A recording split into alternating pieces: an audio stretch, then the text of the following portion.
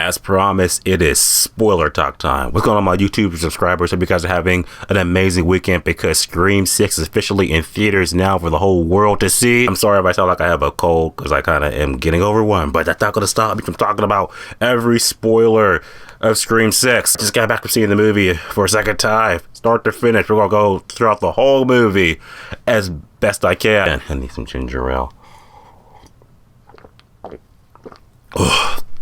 That's gonna help me get through this and not sound like a fucking robot. Scream 6 is definitely one of the most intense movies I have seen so far this year, all 3 months of it, but it's definitely one of the stronger movies in this franchise. As far as the kills go and the intensity and shit like that, I was like, this is like the most brutalist Scream movie I've seen. But I also feel like, isn't that like every sequel?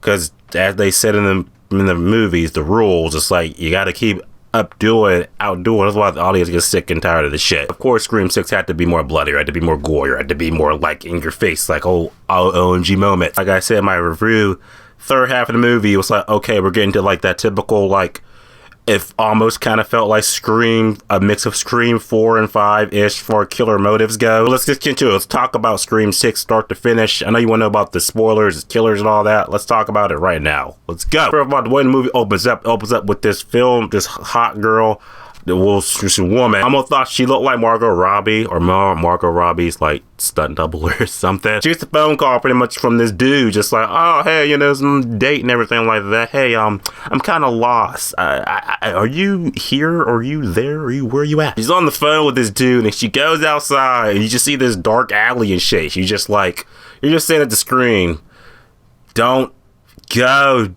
Just hang up. This is a Scream movie, so we have to open the movie up with some type of, like, you know, kill and shit. So of course, don't cancel me when I say this, but white people being white people in a horror movie gonna do what white people do in horror movies. They're gonna do dumb shit. And so of course she goes down that dark alley, and of course Ghostface comes out of nowhere and stabs the fuck out of her. I was just like, oh, and the way he stabbed her was just like, you saw the blood, gut, intestines, so it's like, just then this dude is out for blood. Until like the movie does do something that, oh, we didn't see this done before in a Scream movie. The killer takes off his mask in the beginning, and it's fucking Flash Thompson from Spider-Man. He ruined Spider-Man's career, and now he's gonna ruin Ghostface's career too, because now he's just like, I just wanted to kill the film student teacher and shit because she gave me a C-. Can't have that. He goes back to his apartment, and you just think of like, oh, okay, you know, open and kill, that's something, until the real Ghostface comes out and kills Flash Thompson. It's like, oh shit. It's like, wait, when Flash is dying, he's all like, I thought we were doing this for the movies. Ghostface is all like, fuck the movies, just slashes them. It's like Scream 6. So like, okay, this is how I'm starting the movie off. Sweet.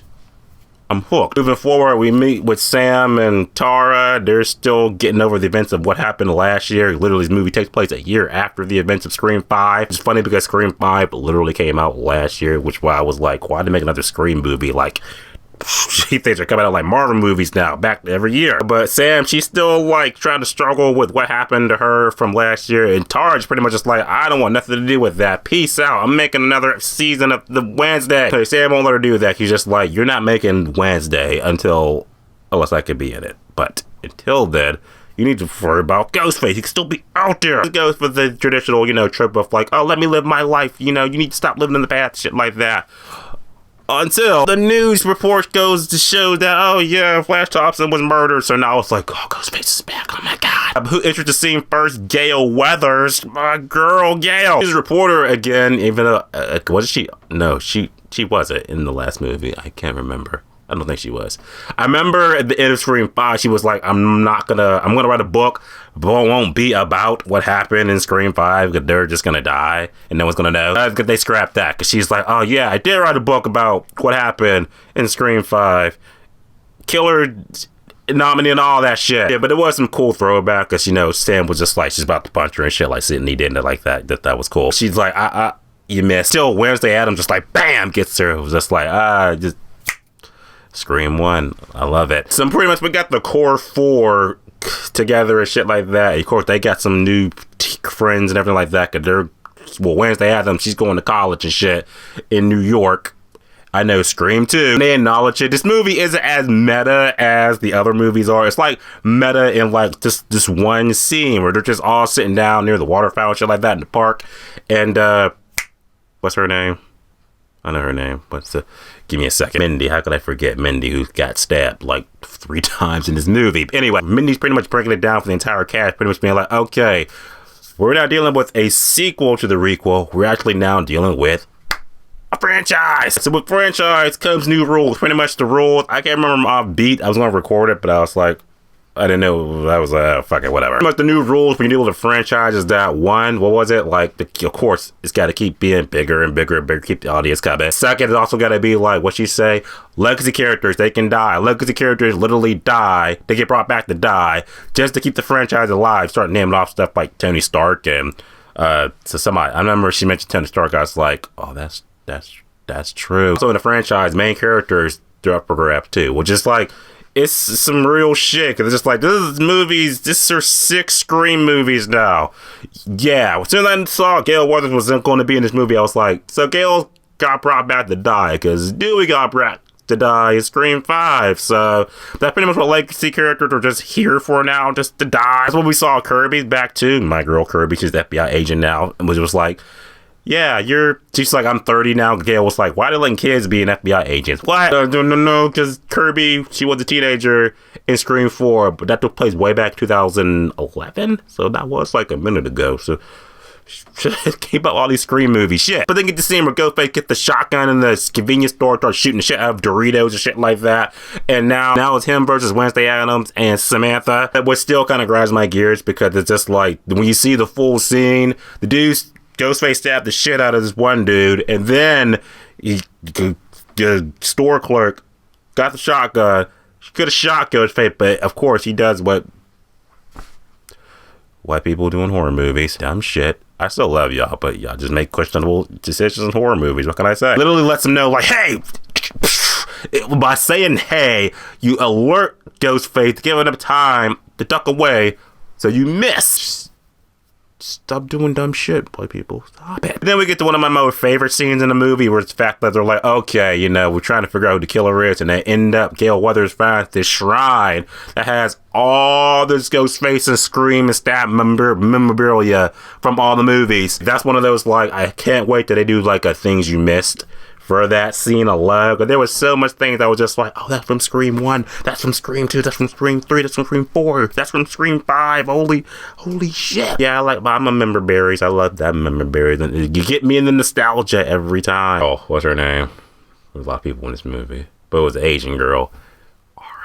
Died because Ghostface ends up killing one of the friend groups, and then he was in the house and they're crossing that ladder, shit like that, and my girl, what was her name, Rebecca or something, she died. Go to show you, like, I'm like really growing with this crew, and it helps because in the other movie it's like, oh yeah, we're only following Sydney and Gail.